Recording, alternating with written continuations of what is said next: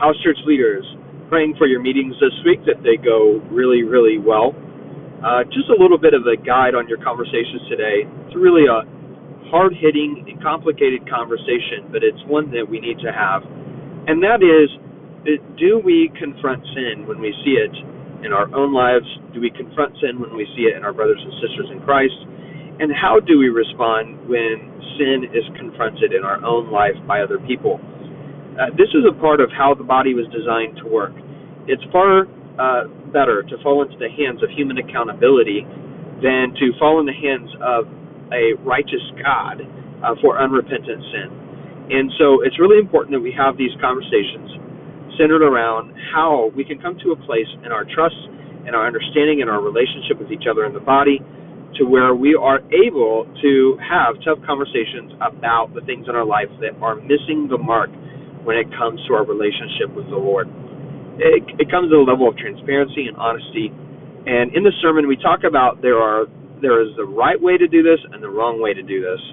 And those are key elements to discuss and process with your house church people as well.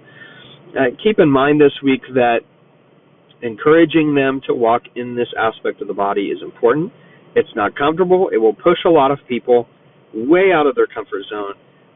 But again, isn't it far better for us to fall into the hands of human accountability, especially when it's done in Christ-like love, than it is to be responsible to God for it, or allow sin itself to continue to develop and grow in our lives to a point where it causes significantly more damage than it already is.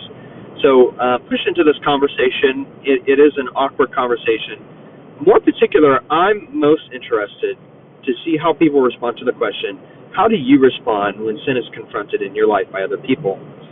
Most will probably not really have a significant answer to this just because they probably haven't had a lot of sin confronted in their life before, and if it has, it probably wasn't done in a healthy way. But really challenge them on this, because this is the first thing that we need to work on. Before we go out, as the scriptures show us, we got to take the plank out of our eye before we go looking for the speck in our brother or sister's eye. So really we need to look at how we respond to confrontation of sin before we